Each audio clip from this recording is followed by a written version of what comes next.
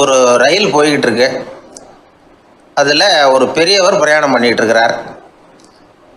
எதிரில் ஒரு பெரிய அதிகாரி, ஐஏஎஸ் ஆஃபீஸர் உட்காந்துருக்கிறார்.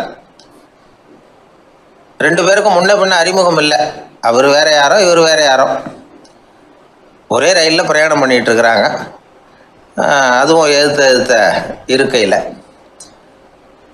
ஏதோ ஒரு நகரத்தில் வண்டி நின்றுது. ரெண்டு பேரும் கீழே இறங்கினாங்க. பெரியவர் ஒரு ட்ரங்க் பெட்டியோட கீழே இறங்கினார். அந்த அதிகாரி கையில் ஒரு சின்ன பெட்டி. அவர் அந்த சின்ன பெட்டியை கீழே வச்சுட்டு கூலி கூலின்னு கத்திக்கிட்டு இருந்தார். இந்த பெரியவர் பார்த்தார். ஐயா, இந்த பெட்டி மட்டும்தானா, இல்லை இன்னும் ஏதாவது இருக்குதா அப்படின்னு விசாரித்தார். இப்போ அதிகாரி சொன்னார், இல்லைங்க இது மட்டும்தான் அப்படின்னு சொன்னார். இதுக்கு என்னத்துக்காக கூலி ஆள், நானே எடுத்துக்கிட்டு வரேனே, வாங்க அப்படின்னு சொல்லி அந்த பெட்டியை இந்த பெரியவர் கையில் எடுத்துக்கிட்டார். எடுத்ததும் ரெண்டு பேரும் பேசிக்கிட்டே நடந்து வராங்க. இப்போ பெரியவர் சொன்னார், இப்போ உள்ள நாகரிகம் எப்படி இருக்குன்னா, சுமை கால் பணம், சுமக்கூலி முக்கால் பணம் அப்படிங்கிற மாதிரி இருக்குது. பணத்தை வீணாக்கிறதோட இது கௌரவம்னு வேற நினைக்கிறாங்க அப்படின்னார். அவர் சொல்கிறது சரிதான். 10 ரூபாய் மதிப்புள்ள ஒரு சுமையை 30 ரூபா கொடுத்து தூக்கிட்டு போவோம். நாமே அதை தூக்கினா நமக்கு கௌரவ குறைச்சல் அப்படின்னு நினைப்போம். இதுதான் நம்ம நிலைமை. ஆனால் அந்த பெரியவர் என்ன சொன்னார் தெரியுமா? நீங்கள் எங்கே போகணுமோ அது வரைக்கும் நானே இதை எடுத்துகிட்டு வரேன் அப்படின்னார். அந்த அதிகாரி பக்கத்தில் உள்ள ஒரு ஹோட்டல் வரைக்கும் போனார். பெரியவரும் அங்கே கொண்டுட்டு போய் பெட்டியை வச்சார். உடனே அந்த பெரிய அதிகாரி அவருக்கு பணம் கொடுக்கறதுக்காக பர்ஸை எடுத்தார். உடனே இவர், ஐயா எனக்கு கூலி எதுவும் வேணாம், உங்களுக்கு சேவை செய்கிறது என்னுடைய கடமை. நான் இந்த சேவையை செய்தது பணத்துக்காக இல்லை, அன்புக்காக அப்படின்னு சொல்லிவிட்டார். அதுக்கப்புறம் அவர் நன்றினார். ரெண்டு பேரும் பிரிஞ்சுட்டாங்க. இது முடிஞ்சது. அன்னைக்கு சாயந்தரம் அங்கே ஒரு பெரிய கூட்டம் நடக்குது. இந்த அதிகாரியும் அந்த கூட்டத்துக்கு போகிறார். மக்கள் கூட்டம் ரொம்ப அதிகம். அதனால் இந்த அதிகாரியும் ஒரு ஓரமாக உட்காந்துக்கிட்டார். அப்புறம் கொஞ்ச நேரத்தில் இந்த முக்கிய விருந்தினர் பேசுகிறதுக்காக வரார் மேடைக்கு. மேடையில் இருந்த பெரியவங்கள்லாம் எழுந்திரிச்சு நின்று அவருக்கு மாலை போட்டு மரியாதை செய்கிறாங்க. எங்கேயோ ஒரு மூலையில் உட்காந்துருந்தார் அதிகாரி. அவர் இதை கவனித்தார். அவருக்கு ரொம்ப ஆச்சரியம், அதிர்ச்சி. ஏன்னா அங்கே பேச வந்த முக்கிய விருந்தினர் வேற யாரும் இல்லை, இன்னைக்கு காலையில் இவர் பெட்டியை தூக்கிட்டு வந்தார் பெரியவர், அவர் தான். சரி, அந்த பெரியவர் யார் தெரியுமா? அவர் தான் ஈஸ்வர சந்திர வித்யாசாகர். கூட்டம் முடிஞ்சது. அதிகாரி அவரை தேடி ஓடினார். அவர் கைகளை பிடிச்சிக்கிட்டார். ஐயா என்னை மன்னிச்சுருங்க அப்படின்னாரு. அப்புறம் சொன்னார், அகங்காரங்கிற கெட்ட புத்தி தான் உண்மையை கண்கள்ல இருந்து மறைக்குது. அகங்காரம் தான் மனுஷனை அழிக்குது. நீங்கள் ரொம்ப பெரிய மனிதர், இருந்தாலும் மனிதத்தன்மையோடு நடந்துக்கிறீங்க. இந்த அன்பு, தயவு, பொறுமை இதெல்லாம் இல்லைன்னா மனிதனாக இருக்கிறதுல என்ன பிரயோஜனம் அப்படின்னு சொல்லிவிட்டு அந்த அதிகாரி போனாராம். மனிதத்தன்மைன்னா என்ன அப்படிங்கிற கேள்விக்கு இந்த பெரியவர் ஒரு உதாரணம். இப்பெல்லாம் அப்படியா இருக்கிறாங்க? ஒரு பெரியவர் ஒரு பெட்டியை தூக்கிட்டு வந்துக்கிட்டு இருக்கிறார். ஒரு இளைஞன் ஓடி வந்தான். கொடுங்க சார், நான் தூக்கிட்டு வரேன்னா. கொடுத்தார். வாங்கி தலையில் வச்சுக்கிட்டான். அப்புறம் சொன்னான், அடுத்தவங்க சிரமப்படக்கூடாதுங்கிறது என்னுடைய கொள்கை அப்படின்னா. அது நல்லது தான்னார் அவர். கடைசியில் பெட்டியை கொடுத்தான். வாங்கிக்கிட்டு பர்ஸை திறந்தார் பணம் கொடுக்கறதுக்காக. வேணாங்க அப்படின்னு விட்டான் அந்த இளைஞன். ஏன்னார், நான் சொன்னேன் அடுத்தவங்க சிரமப்படக்கூடாதுங்கிறது என்னுடைய கொள்கைன்னு. அதனால் உங்களுக்கு சிரமம் கொடுக்கக்கூடாதுங்கிறதுக்காக வரும்பொழுது நானே உங்கள் பர்ஸை எடுத்து வேணுங்கிற பணத்தை எடுத்துக்கிட்டு திருப்பி உங்கள் பாக்கெட்லேயே போட்டுட்டேன் அப்படின்னா. இப்படி இருக்குது இந்த காலம். அதனால் வாழ்க்கையில் அன்பு, தயவு, பொறுமை இதெல்லாம் ரொம்ப அவசியம் அப்படிங்கிறத நாம் புரிஞ்சுக்கணும். எனக்கு வாழ்க்கையே வெறுத்து போச்சு சார் அப்படின்னு சொல்லிட்டு ஒருத்தர் வந்தார். வந்து கொஞ்ச நேரம் பேசினதுக்கப்புறம் அவர் அப்படி சொல்லியிருந்தால் அதில் ஒரு அர்த்தம் இருந்திருக்கும். வர்றதுக்கு முன்னாடியே வாழ்க்கை வெறுத்து போச்சுன்னு சொல்லிட்டு வர்றார். என்ன சார் விஷயம்னு விசாரித்தோம். எங்கள் வீட்டில் தினம் 3 வேளையும் ஒரே மாதிரி சாப்பாடு சார், வித்தியாசமே கிடையாது. இப்படியே 3 மாதமாக சாப்பிட்டுக்கிட்டு இருக்கிறேன். அதை விட பட்டினி கடந்து செத்துடலாம்னு தோணுது அப்படின்னார். ஒரு பெரியவர் சொன்ன தத்துவத்தை சொல்கிறதுக்கு ஆள் கிடைக்காம தவிச்சுக்கிட்டு இருந்தோம். இப்போ ஒருத்தர் கிடைச்சிட்டார். விட்டுலாமா? உடனே அவரை உட்கார வச்சு சொல்ல ஆரம்பிச்சிட்டோம். அதாவது நாம் அனுபவிக்கிற உணர்வுகளில் களிப்பு, மகிழ்வு, ஆனந்தம் இது மூணுக்கும் ஒன்றுக்கு ஒன்று வித்தியாசம் உண்டு. மேம்போக்காக பார்க்குறதுக்கு இது மூணும் ஒன்று மாதிரி தோணும். ஆனால் அது அப்படி இல்லை. களிப்புங்கிறது உடம்பை பொறுத்தது, மகிழ்வுங்கிறது மனசை பொறுத்தது, ஆனந்தம்ங்கிறது ஆன்மாவை பொறுத்தது. இப்படி இந்த 3 வகையான அந்த சுவைப்புகளின் தன்மையும் வேறு வேறு. இப்போ முதல்ல களிப்புங்கிறத எடுத்துக்குவோம். நம்ம புலன்களுக்கு களிப்பை தரக்கூடிய பொருள்களுக்கு சில விசேஷ குணம் உண்டு. அது எப்படின்னா, சீக்கிரமே சலிப்பை உண்டு பண்ணும். ஒருத்தர் அந்த பொருளை எடுத்துக்கிட்டால் அது இன்னொருத்தருக்கு குறைஞ்சிரும். உணவு, உடை இதெல்லாம் களிப்பை தரக்கூடிய பொருள்கள். இப்போ உதாரணத்துக்கு, ஒரு சாப்பாட்டு மேசையில் ஒரு பாத்திரத்தில் 10 இட்லி இருக்குது.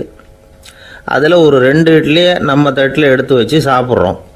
நாம் சாப்பிட்ட அந்த இட்லி நிச்சயமாக எதிரில் உட்காந்துருக்கிறவருக்கு இல்லை, அவருக்கு உபயோகப்படாது. நாம் சாப்பிட்ட அதே இட்லியை அவரும் சாப்பிட முடியாது, அவர் வேறு தான் எடுத்து வச்சுக்கணும். அது மாதிரி நாம் ஒரு சட்டையை எடுத்து போட்டுக்கிறோம். அதே சட்டையை அதே நேரத்தில் இன்னொருத்தர் போட்டுக்க முடியாது. புலன்களுக்கு களிப்பை தரக்கூடிய இது மாதிரி பொருள்கள்லாம் முதல் தடவை நமக்கு கொடுக்குற களிப்பை 2வது தடவையும் கொடுக்காது. 3வது தடவை இன்னும் குறையும். கடைசியில் வெறுப்பாக மாறிடும். ஒவ்வொன்றா இட்லியை தொடர்ந்து சாப்பிட்றோம்னு வச்சுக்கோங்க, முதல் இட்லி தரக்கூடிய சுவையை 30வது இட்லி தராது. முதல் தடவை புது சட்டையை போட்டுக்கிறப்போ நமக்கு இருக்கிற களிப்பு அதே சட்டையை 100வது தடவையாக போட்டுக்கிறோம்னு வைங்க, அப்போ இருக்குமா? இருக்காது. இதுதான் களிப்பு. அதாவது சீக்கிரமே சலிப்பை தரக்கூடியது. ஒருத்தர் எடுத்துக்கிட்டால் இன்னொருத்தருக்கு குறைஞ்சி போகக்கூடியது. ஆனால் மகிழ்ச்சிங்கிறது அப்படி இல்லை. ஒருத்தர் அனுபவிக்கிறதுனால இன்னொருத்தருக்கு குறைஞ்சி போகாது.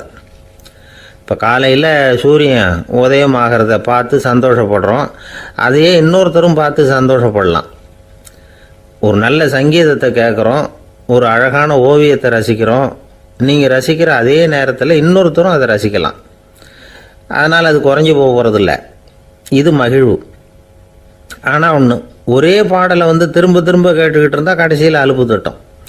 அதாவது மகிழ்வுங்கிறது எப்படின்னா, மற்றவங்களோட பகிர்ந்து கொள்றதுனால குறையாது. ஆனால் ஒரே பொருள் மீண்டும் மீண்டும் அனுபவிப்பை தர்றப்போ முதல்ல மகிழ்வு அதிகரித்து அதுக்கப்புறம் அது மங்கி மறைஞ்சு போயிடும். இதுதான் அந்த மகிழ்வுங்கிறதுக்கு இலக்கணம். சரி, இப்போ 3வதாக சுகம் தரக்கூடிய ஆனந்தம்ங்கிறது எப்படின்னா, இது நமக்கு உள்ளே இருந்து சுரக்கிறது. மனசு சலனங்கள்லேருந்து விடுபடுறப்போ இந்த ஆனந்தம் நமக்கு கிடைக்கும். இது நிலையான சுகம், ஆத்ம சுகம். களிப்பிலிருந்து மகிழ்வுக்கும், மகிழ்விலிருந்து ஆனந்தத்துக்கும் செல்வது தான் மனிதன் நடத்த வேண்டிய முக்கியமான பயணம். இவ்வளவு விஷயத்தையும் கேட்டுட்டு இந்த காலத்து பையன் ஒருத்தன் வந்தான். சார், இப்போ நீங்கள் ஒரு சாப்பாட்டு மேசையில் ஒரு 10 இட்லி வைக்கிறீங்க, என்னை உட்கார வைங்க, எதிரில் இன்னொருத்தனை உட்கார வைங்க. நான் களிப்பு மகிழ்வுலாம் தாண்டி நேரடியாக ஆனந்தத்துக்கு பயணம் பண்ணி காட்டுறேன் அப்படின்னா. ஒன்றும் புரியல அவன் சொன்னது. அது எப்படி, என்ன பண்ணுவ நீ அப்படின்னு சொல்லி கேட்டோம் ஆச்சரியமாக. 2 இட்லி சாப்பிட்டா தானே சார் களிப்பு? நான் 10 இட்லியும் மொத்தமாக சாப்பிட்ருவேன், அடுத்தவனுக்கு எதுவும் கிடைக்காது. அவனுக்கு கிடைக்காதபடி நாமே சாப்பிட்டுடுறோம்ல, அதுதானே நமக்கு ஆனந்தம் அப்படின்னு அதுக்கு ஒரு விளக்கம் சொல்கிறான். ஒரு ஊரில் ஒரு மன்னர் இருந்தார். அவர் பக்கத்து தேசத்து மேலே படையெடுக்கணும்னு நினச்சிக்கிட்டு இருந்தார்.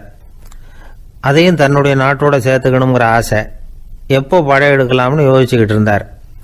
இப்படி யோசிச்சுக்கிட்டு இருந்த சமயத்தில் ஒரு பெரியவர் அவரை தேடிட்டு வந்தார். அவர் அடிக்கடி வருவார், அவர்கிட்ட பேசிக்கிட்டு இருப்பார். இப்போவும் அப்படி தான் வந்தார். என்ன மன்னா யோசனைன்னாரு.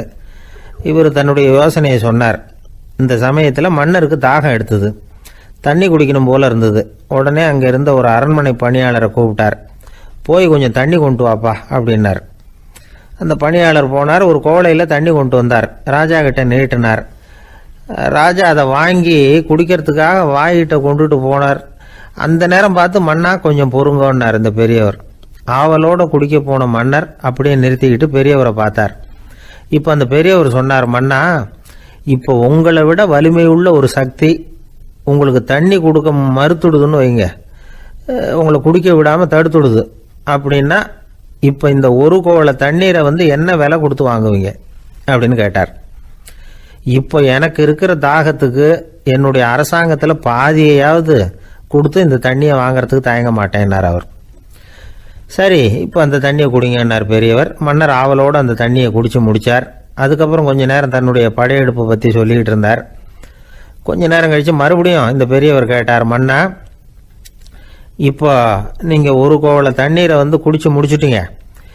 இப்போ அந்த தண்ணீர் உங்கள் உடம்பை விட்டு வெளியில் வரக்கூடிய பாதை அடைபட்டு போச்சு அப்படின்னு வச்சுங்க, அதை வெளியேற்றுவதற்காக நீங்கள் எவ்வளவு செலவழிப்பீங்க அப்படின்னு கேட்டார். மன்னர் யோசனை பண்ணார். அப்படி ஒரு நிலைமை ஏற்பட்டு போச்சுன்னா என்னுடைய அரசாங்கம் பூராவையும் அதுக்கு ஈடாக தர்றதுக்கு கூட தயங்க மாட்டேன்னார். இப்போ அந்த பெரியவர் சொன்னார், எந்த அரசாங்கத்தின் மதிப்பு ஒரு கோவலை தண்ணீர் அளவுக்கு கூட இல்லையோ அந்த அரசாங்கத்தை அடையணுங்கிற பேராசையில் மனிதர்கள் தங்களுடைய சகோதரர்கள் கூடவே சண்டை போட்டுக்கிறாங்களே, அதில் ஏதாவது அர்த்தம் இருக்குதா அப்படின்னாராம். மன்னருக்கு இப்போ தான் அர்த்தம் புரிஞ்சுதான். மனசில் தெளிவு உண்டாச்சு. தன் மனசுக்குள்ளே உண்டான வெறியை விரட்டி அடிச்சு விட்டார். அதுக்கப்புறம் நிம்மதியாக ஆட்சி புரிஞ்சார். இப்படி ஒரு கதை. உயிருக்கு என்ன விலை கொஞ்சம் யோசனை பண்ணி பாருங்கள். ஆனால் அது இப்போ எவ்வளோ மலிவாக போயிட்டுது, அதையும் யோசனை பண்ணி பாருங்களேன். ஆசை பேராசையாக மாறுது, அப்புறம் அது வெறியாக ஆகுது, அதுக்கப்புறம் பைத்தியம் பிடிக்குது. இந்த காலத்து மனிதர்களுக்கு 2 விதமான பைத்தியம் பிடிச்சிருக்கிறதாக ஒரு பெரியவர் சொல்கிறார். ஒன்று பணம், இன்னொன்று அதிகாரம். இதெல்லாம் எவ்வளவு காலத்துக்கு நீடிக்கும்? ஒரு சர்வாதிகார நாட்டில் 3 பேர் ஜெயிலில் இருட்டு அறையில் பேசிக்கிட்டு இருக்கிறாங்க. நீ எப்படி இந்த ஜெயிலுக்கு வந்த அப்படின்னு ஒருத்தர் கேட்டாராம். இந்த நாட்டு ராஜாவை ஆதரித்து நான் பிரச்சாரம் பண்ணினேன், அதனால் கூட்டத்தில் தகராறு வந்துட்டுது, கலவரமாக போச்சு, அதுக்கு நான் தான் காரணம்னு அரெஸ்ட் பண்ணி இங்கே கொண்டாந்து போட்டாங்க அப்படின்னாராம் அவர். சரி, நீ எப்படி இங்கே வந்த அப்படின்னு இன்னொருத்தரை பார்த்து கேட்டிருக்கார்.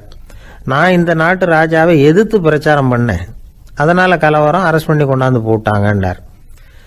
சரிப்பா, நீ எப்படி அங்கே வந்த அப்படின்னு 3வது ஆளை பார்த்து இவங்க கேட்டாங்களாம். இதுக்கு அந்த ஆள் மெதுவாக வெளிச்சத்துக்கு நான் தான் இந்த நாட்டு ராஜா அப்படின்னாராம். ஒரு ஊரில் ஒரு ஆள் இருந்தான். கற்பனையிலேயே காலத்தை கடத்திக்கிட்டு இருந்தான். ஒரு நாள் ஒரு மரத்தடியில் உட்காந்துருந்தான். அவனுக்கு பசிக்கிற மாதிரி தெரிஞ்சுது. உடனே கற்பனையிலேயே சாப்பிட ஆரம்பிச்சிட்டான். அதாவது எதிரில் இலை போட்டு சாப்பாடு போடப்பட்டிருக்கிறதாகவும் அதை இவன் சாப்பிட்றதாகவும் நினச்சிக்கிட்டு கையை மட்டும் வாய்க்கும் தரைக்குமா அப்படியும் இப்படியும் கொண்டுகிட்டு போய் பாவனை பண்ணிக்கிட்டே இருக்கிறான். தூரத்தில் இருந்து பார்க்குறவங்களுக்கு இவன் ஏதோ பலமான விருந்து சாப்பிட்டுக்கிட்டு இருக்கிறான் அப்படின்னு தான் தோணும். அது மாதிரியே பண்ணிக்கிட்டு இருந்தான். அந்த வழியாக ஒரு சன்னியாசி வந்துக்கிட்டு இருந்தார். இவனை பார்த்தார். என்ன இவன் இப்படி பண்ணிகிட்டு இருக்கிறானே அப்படின்னு நினச்சாரு. கொஞ்ச நேரம் அவனையே உத்து பார்த்துக்கிட்டு இருந்தார். இவரை பார்த்ததும் அவன் இன்னமும் சுவாரஸ்யமாக சாப்பிட ஆரம்பிச்சிட்டான். அப்பப்பா, என்ன இது, இந்த குழம்பு இவ்வளவு காரமாக இருக்குது, என்னுடைய நாக்கே எரிஞ்சு போடும் போல இருக்கு அப்படின்னு சொல்லிக்கிட்டு பக்கத்தில் ஒரு குவளையை எடுத்து தண்ணி குடிக்கிறது மாதிரி பாவனை பண்ணுறான். அப்பாடா, இப்போ கொஞ்சம் பரவாயில்ல அப்படின்னு சொல்லிக்கிட்டு குவளையை கீழே வைக்கிறது மாதிரி ஒரு பாவனை பண்ணுறான். சன்னியாசி பார்த்தார். என்னப்பா, சாப்பாட்டில் காரம் அதிகமோ அப்படின்னார். ஆமாம் சுவாமி, ஞாபகம் மறதியில் கொஞ்சம் மிளகாய் அதிகமாக சேர்த்துக்கிட்டேன் அப்படின்னா. சரி சாப்பிடு அப்படின்னு சொல்லிவிட்டார். அவன் சாப்பிட்டு முடிக்கிற வரைக்கும் பொறுமையாக உட்காந்துருந்தார். அவன் அப்பாடா அப்படின்னு சொல்லிட்டு மறுபடியும் தண்ணியை எடுத்து குடித்தான். எல்லாம் கற்பனையிலேயே. அதுக்கப்புறம் சன்னியாசி பேச ஆரம்பித்தார். இதை பாருப்பா, உன்னுடைய கற்பனையை நான் மெச்சுறேன், இருந்தாலும் உன் சாப்பாட்டில் ஒரு இனிப்பையும் வச்சுருக்கலாமே, ஏன் மிளகாயை அளவுக்கு அதிகமாக போட்டுவிட்டு அவஸ்தைப்படுறேன் அப்படின்னார். அவன் யோசிக்க ஆரம்பித்தான். அதுக்கப்புறம் இவர் சொன்னார், இதை பாருப்பா, இனிமேலும் உன்னுடைய கற்பனையும் உயர்ந்ததாக இருக்கட்டும் அப்படின்னு உபதேசம் பண்ணிவிட்டு போனார்.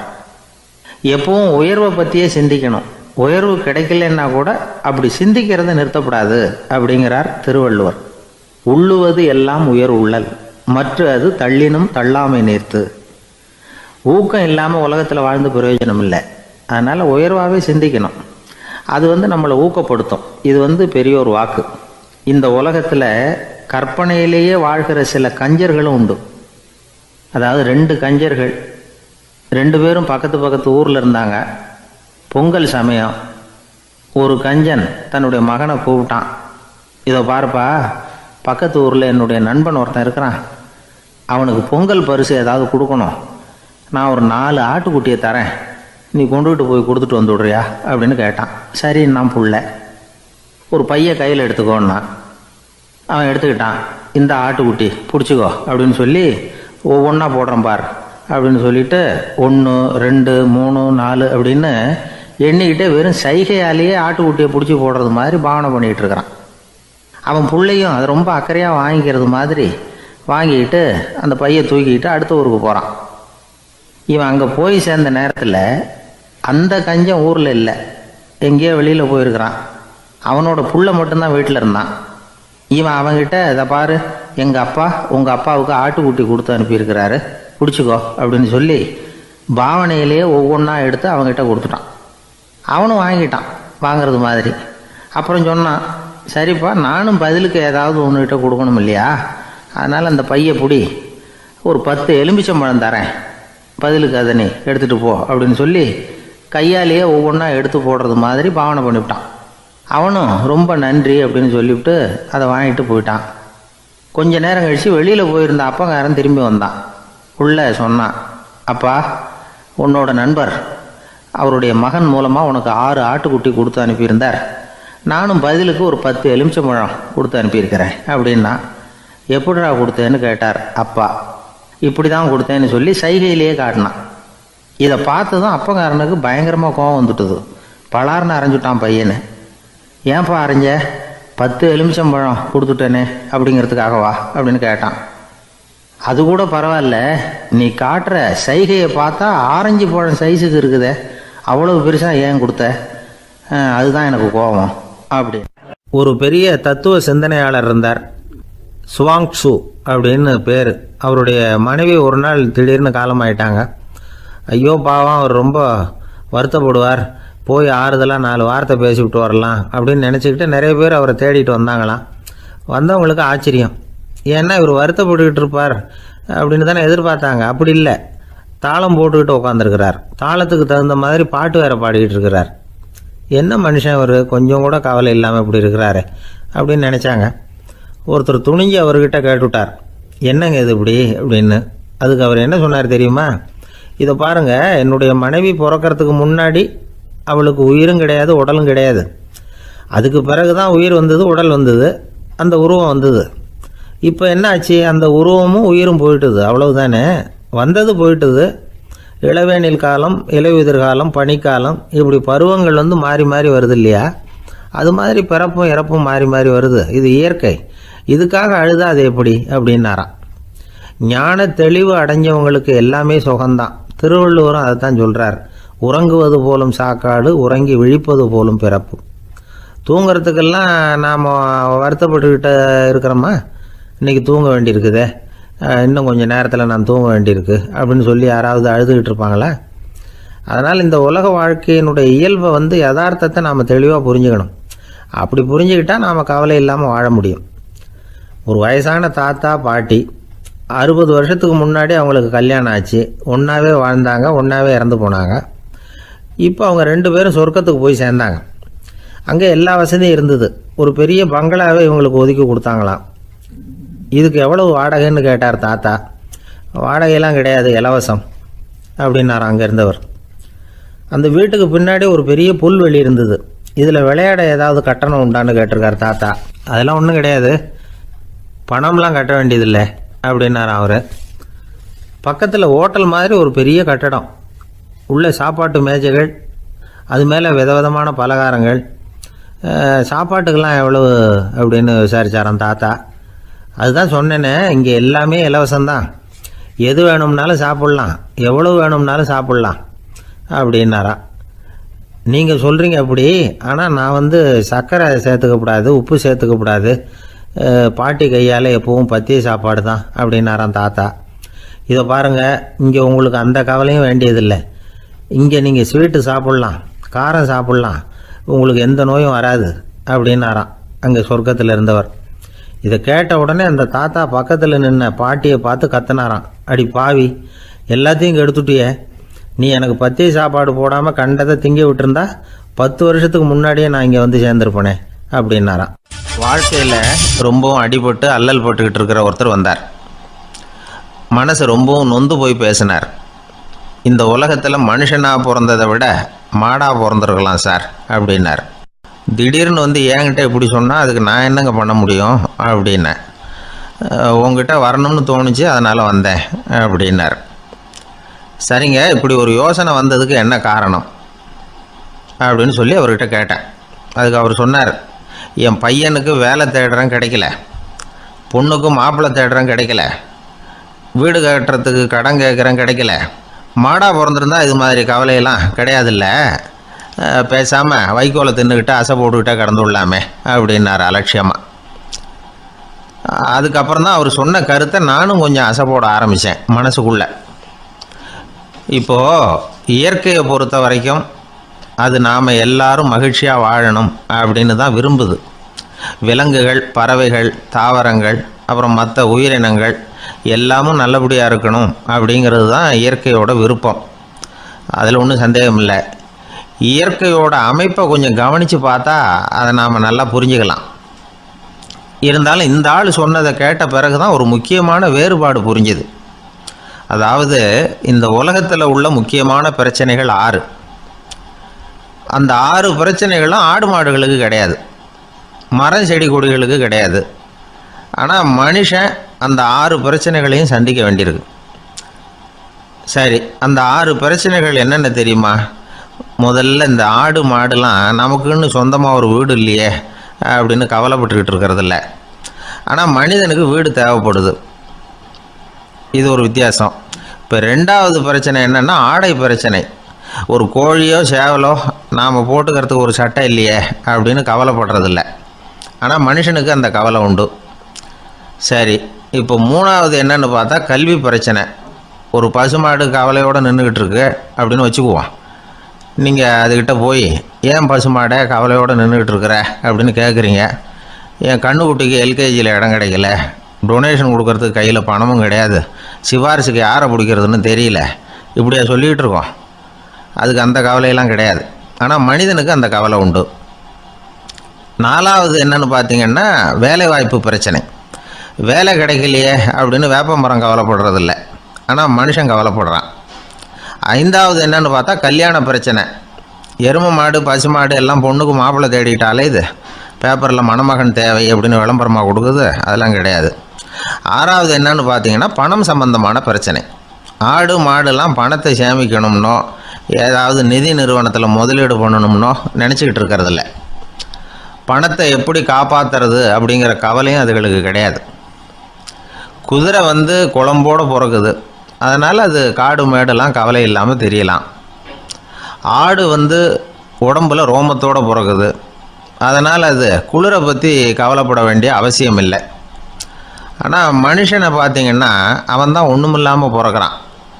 ஏன் இந்த பாகுபாடு அப்படின்னு கேட்டால் இதை பற்றி கொஞ்சம் சிந்திச்சு பார்க்கணும். அதாவது இந்த சந்தேகத்தை ஒரு பெரியவர்கிட்டையும் கேட்டேன். அவர் சொன்னார் இதுக்கு பதில். அவர் இதே கேள்வியை இயற்கை கிட்ட கேட்டாராம். இயற்கை பதில் சொல்லிச்சான். வேறு யாருக்கும் கொடுக்காத ஒரு வலுவான கருவியை, ஒரு பவர்ஃபுல் வெப்பன் மனுஷனுக்கு கொடுத்துருக்குறேனே, அந்த கருவியை உபயோகப்படுத்தி அந்த 6 பிரச்சனையை மட்டும் இல்லை, 6 கோடி பிரச்சனைகள் இருந்தாலும் அதையெல்லாம் சமாளிக்கலாம். அது கருவி என்ன தெரியுமா? அதுதான் 6வது அறிவு. அதை உபயோகப்படுத்தினா காலுக்கு செருப்பு தயார் பண்ணிக்கலாம், குளிருக்கு போர்வை தயார் பண்ணிக்கலாம், என்ன வேணும்னாலும் செய்யலாம் அப்படின்னு இயற்கை பதில் சொல்லிச்சான். அதனால் நாம் செய்ய வேண்டியது என்னென்னா இயற்கையை முதல்ல சரியாக புரிஞ்சுக்கணும். இயற்கையின் படைப்பையே நாம் சரியாக புரிஞ்சுக்கிறது இல்லையே, அதுதான் வேதனை. இந்த கதையை கேளுங்க. இப்போ நகரத்திலேருந்து ஒரு ஆள் கிராமத்துக்கு வந்தான். அங்கே ஒரு சிறுவன் மாடு மேய்ச்சிக்கிட்டு இருந்தான். நகரத்து ஆள் சொன்னான், எவ்வளோ அழகான பசு, அது சரி இதுக்கெல்லாம் ஏன் கொம்பு இல்லைன்னா. இதுக்கு அந்த பையன் பதில் சொன்னான், பசுமாட்டுக்கு கொம்பு இல்லாததுக்கு பல காரணங்கள் உண்டு. கண்ணுக்குட்டியாக இருந்தால் கொம்பு இருக்காது, பசு வளர்ந்து பெருசானதுக்கு அப்புறம் தான் கொம்பு முளைக்கும், இது ஒரு காரணம். சில சமயம் வளர்கிற கொம்பை எடுத்து விடுறது உண்டு, அது ஒரு காரணம். ஆனால் இதுக்கு ஏன் கொம்பு இல்லைன்னு கேட்குறீங்க, அதுக்கு என்ன காரணம்னா இது பசு இல்லை குதிரை அப்படின்னானா. ஒரு சிகை அலங்கார கூடம், ரொம்ப சுறுசுறுப்பாக எல்லாரும் வேலை செஞ்சுக்கிட்டு இருக்கிறாங்க. முடி வெட்டிக்க வந்திருக்கிறவங்க நிறைய பேர், எல்லோரும் வரிசையாக உட்காந்துருக்குறாங்க. அந்த சமயத்தில் திடீர்னு கதவை திறந்துக்கிட்டு ஒருத்தர் உள்ளே வர்றார். அவர் ஒரு பெரிய மனிதர், அவரும் முடி வெட்டிக்கிறதுக்காக தான் உள்ளே வந்திருக்கிறார். அவரை பார்த்த உடனே அங்கே வரிசையில் உட்காந்துருந்தவங்க எல்லாரும் எழுந்திரிச்சு அவர்கிட்ட வந்துட்டாங்க. அவரை சுற்றி நின்றுக்கிட்டாங்க. எப்படி இருக்கிறீங்க, நல்லா இருக்கீங்களா அப்படின்னு விசாரிக்க ஆரம்பிச்சிட்டாங்க. எல்லாம் முடிஞ்சதும் வந்தவர் கேட்டார், வரிசையில் கடைசியாக இருக்கிறவர் யார் அப்படின்னு கேட்டார். ஏன்னு கேட்டாங்க. நான் அதுக்கு அடுத்தபடியாக உட்காரணும், அதுக்காக தான் கேட்குறேன் அப்படின்னார். உடனே அங்கே இருந்தவங்கெல்லாம் என்ன சொன்னாங்க தெரியுமா? நீங்கள் வரிசையில் காத்திருக்கக்கூடாது, நீங்கள் அரசாங்கத்தின் தலைவர், உங்களுக்கு நேரம் முக்கியம், அதனால் நீங்கள் முன்னாடி போங்க அப்படின்னு சொன்னாங்க. ஆனால் அதை அவர் கேட்கல. தோழர்களே, உங்களுடைய கருத்துக்கு ரொம்ப நன்றி. எல்லாரும் வரிசையாக தான் வரணும், அதுதான் முறை. வரிசையில் வரணுங்கிற நடைமுறையை நானும் பின்பற்ற விரும்புகிறேன். நாம் எல்லாரும் சமமானவர்கள் அப்படின்னார். இப்படி சொல்லிவிட்டு வரிசையில் கடைசியாக இருந்த ஒரு நாற்காலியில் போய் உட்காந்துக்கிட்டார். தன் சட்டை பையில் இருந்த ஒரு செய்தித்தாளை எடுத்தார், படிக்க ஆரம்பிச்சிட்டார். ஆனால் அங்கே இருந்தவங்களால இதை பார்த்துக்கிட்டு சும்மா இருக்க முடியல. ஒருத்தர் எழுந்திரிச்சு வந்தார். ஐயா, இப்போ என்னுடைய முறை வந்திருக்குது, நான் தான் போக வேண்டிய முறை. உங்களை இங்கே காத்திருக்க வைக்கிறத விட ஒரு 5 ஆண்டுகளுக்கு கூட நான் முடிவெட்டிக்காமே இருந்துட முடியும் அப்படின்னார். அவர் மறுபடியும் சொன்னார், ஐயா, நீங்கள் வரிசை முறையை தாண்டி போக விருப்பப்படல, சரி, ஆனால் என்னுடைய முறையை மாற்றி கொடுக்கறதுக்கு எனக்கு முழு உரிமை இருக்குது. இதுக்கு பதிலாக உங்களுடைய கடைசி இடத்த நான் எடுத்துக்கிறேன், இதை நீங்கள் மறுக்க முடியாதுன்னார். அங்கே இருந்த மற்றவங்களும் இதை ஒரு மனசாக வற்புறுத்த ஆரம்பிச்சிட்டாங்க. அந்த பெரிய மனிதர் பார்த்தார், சரின்னு கடைசியாக ஒத்துக்கிட்டார். அவர் யார் தெரியுமா? அவர் தான் மாவீரர் லெனின். ரஷ்யாவில் கிரெம்ளின் சிகை அலங்கார கூடத்தில் தான் இது நடந்தது. எல்லாரும் இந்நாட்டு மன்னர்கள்னு வாயளவில் பேசுகிறதுல என்ன பிரயோஜனம்? நாம் எல்லாரும் சமங்கிறத நடைமுறையில் கடைபிடிச்சி காட்டினவங்க கொஞ்சம் பேர் தான். அவங்களில் ஒருத்தர் தான் லெனின். வரிசையில் நின்று வர்றதுங்கிறது ஒரு சிறந்த பண்பு, உயர்ந்த பண்பு. இன்றைக்கி பல இடங்களில் அது நமக்கு தேவைப்படுது. ஒரு ரேஷன் கடை வாசல், கடை திறக்கிறதுக்கு முன்னாடியே எல்லோரும் வரிசையில் நின்றுட்டாங்க. கடைசியாக வந்த ஒருத்தர் க்யூவில் முன்னாடி போகிறதுக்கு முயற்சி பண்ணுறார். ஏற்கனவே நின்றுட்டு இருக்கிறவங்க அவரை முன்னாடி போகிறதுக்கு விட மாட்டேங்கிறாங்க. கடைசியாக போய் நில்லையா அப்படின்னு எல்லாரும் கத்துறாங்க. அது அவர் காதில் வாங்கலை. முண்டி அடிச்சுக்கிட்டு முன்னாடி போகிறதுக்கே முயற்சி பண்ணிகிட்டு இருக்கிறார். எல்லாரும் சேர்ந்து அவரை வலுக்கட்டாயமாக இழுத்து கொண்டாந்து பின்னாடி கொண்டு போய் நிறுத்திவிட்டாங்க. நிறுத்திவிட்டு சொன்னாங்க, இதை பாருப்பா, நாங்கள் இருக்கிற வரைக்கும் நீங்கள் முன்னாடி போய் எதையும் வாங்க முடியாது, தெரிஞ்சுக்கோ அப்படின்னாங்க. இப்போ அந்த ஆள் சொன்னாராம், நான் இங்கே பின்னாடி நிற்கிற வரைக்கும் நீங்களும் எதுவும் வாங்க முடியாது அப்படின்னாராம். ஏன்னு கேட்டிருக்கிறாங்க. நான் தான் அந்த கடையை திறக்க வேண்டிய ஆள் அப்படின்னா. கிபி 1078 வருஷம் மார்ச் மாதம் 19ஆம் தேதி திங்கட்கிழமை அதிகாலை நேரம் ஒரு குழந்தை பிறந்தது. எங்க தெரியுமா? காஸ்பியன் கடலுக்கு தெற்கே பாரசீக மொழி வழங்கிய தபரிஸ்தான் மாநிலத்துல ஜீலான்கிற புனித நகர், அதோட புறநகர் பகுதியில் உள்ள நீப்புங்கிற ஊர்ல தான் அந்த குழந்தை பிறந்தது. அந்த இடம் இப்போ ரஷ்யாவில் இருக்கு. அந்த குழந்தை யாருன்னு நினைக்கிறீங்க? அதுதான் முஹித்தீன் பெருமான், ஆன்மீக சாதனைகள் புரிந்த மகான் முஹித்தீன் ஆண்டகை. தன்னுடைய 18வது வயசுல உயர் கல்விக்காக ஜீலான் நகரத்தை விட்டு பகுதாத் நகரத்துக்கு புறப்பட்டு போறார். இளம் பிராயம் தானே, அதனால துணைக்கு ஒரு வர்த்தக கூட்டத்தோட சேர்ந்து போயிட்டு இருக்கிறார். ரொம்ப தூரம் போகணும். ஒவ்வொரு இடமா தங்கி தங்கி போயிட்டு இருக்கிறாங்க. ஒரு இடத்துல ஒரு கொள்ளை கூட்டம் பயங்கரமான ஆயுதங்களோட அவங்கள வழிமறிச்சுட்டுது. அந்த வர்த்தக கூட்டம் வச்சிருந்த பொருள்களை எல்லாம் அவங்க பறிச்சு விடுறாங்க. இவங்களும் பயந்துகிட்டு இருந்தது எல்லாத்தையும் அவங்க கிட்ட கொடுத்துட்றாங்க.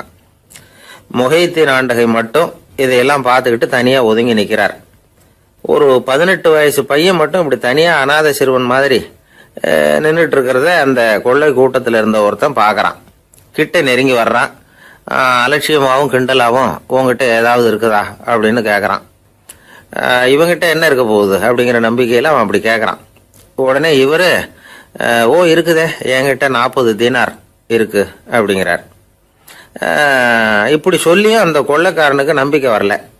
என்னிடம் விளையாடாத, பொய் சொல்லாத, உண்மையை சொல்லு அப்படிங்கிறான் அவன். உண்மையை தான் சொல்றேன், என்கிட்ட 40 தீனார் இருக்கு அப்படிங்கிறார் இவர். எங்க வச்சிருக்கிற அப்படின்னு கேட்கறான். சட்டையின் விழாப்புறத்தில் உள்ள பகுதியில அதை வச்சு தச்சிருக்கிறாங்க அப்படின்னு உண்மையை சொல்றார். உடனே கொள்ளை கூட்ட தலைவன் அதை கத்தியால கீறிப்பார் அப்படின்னு உத்தரவு போடுறான். அந்த சட்டையை கிழிக்கிறாங்க. உள்ள இருந்து 40 பொற்காசுகளும் பொல பொலன்னு கீழே கொட்டுச்சு. அதை பார்த்த உடனே அந்த கொள்ளை கூட்ட தலைவன் மலைச்சு போய் நின்னுட்டான். காசை பார்த்துட்டு அவன் மலைச்சு போகல, பொய் பேசாத அந்த பையனோட நேர்மையை பார்த்துட்டு அவன் அப்படி நின்னான். மெதுவா அந்த பையன்கிட்ட வந்தான். ஏன்பா நீ என்ன பணக்கார குடும்பமா அப்படின்னு கேட்டான். அப்படிலாம் இல்ல, எனக்கு அப்பா இல்ல, அம்மா மட்டும்தான் உண்டு. எங்க அப்பா எனக்குன்னு விட்டு போன சொத்தே இந்த 40 தீனார் தான் அப்படின்னாரு இவர். அப்படி இருந்துமா உண்மை பேசணும்னு ஆசைப்பட்டேன், என்கிட்ட ஒண்ணும் இல்லைன்னு ஒரு வார்த்தை சொன்ன உன்னை விட்டுருப்போமே அப்படின்னா அவன். அப்படி இல்லைங்க, நான் இறைவன் திருநாமத்தை அறியக்கூடிய கல்வி ஞானத்துக்காக இப்ப போயிட்டு இருக்கிறேன். இறைவன் திருநாமத்தை உச்சரிக்க வேண்டிய நாவால பொய் பேசக்கூடாதுன்னு எங்க அம்மா சொல்லியிருக்கிறாங்க. அதனால நான் எப்பவுமே பொய் சொல்ல மாட்டேன் அப்படின்னு என்னுடைய தாய்க்கு வாக்கு கொடுத்திருக்கிறேன் அப்படின்னார் அவர். முஹையத்தீன் பெருமான் வார்த்தைகளை கேட்ட அந்த கொள்ளையர்கள் மனம் திருந்தி நல்லவங்களா ஆயிடுறாங்க. அந்த கொள்ளையர் தலைவன் பிற்காலத்துல ஒரு பெரிய மகான் ஆயிடுறார். பெரியவர்கள் வாழ்க்கையில நடக்கிற இது மாதிரி சம்பவங்கள் தான் நாம நல்ல விதமா வாழறதுக்கு துணையா இருக்கும். அந்த காலத்துல கொள்ளையர்களே பெரியவங்க செயலை பார்த்து மனம் திருந்தி இருக்கிறாங்க. இந்த காலத்துல யார் இப்படி இருக்கிறா? இந்த காலத்துல மகான் ஒருத்தரை பார்த்தேன், எனக்கு வேண்டியப்பட்ட மகான். ஏங்க நீங்களும் மகான் ஆகிறதுக்கு முன்னாடி கொள்ளை அடிச்சுட்டு இருந்தீங்களா அப்படின்னு கேட்டேன். அவர் மெதுவா கண்ணை திறந்து என்ன நிமிந்து பார்த்தார். அப்படி இல்லப்பா, நான் கொள்ளை அடிக்கிறதுக்காகத்தான் மகானாவே ஆகி இருக்கிறேன் அப்படின்னு சொல்லிவிட்டு மறுபடியும் கண்ணை மூடிட்டார்.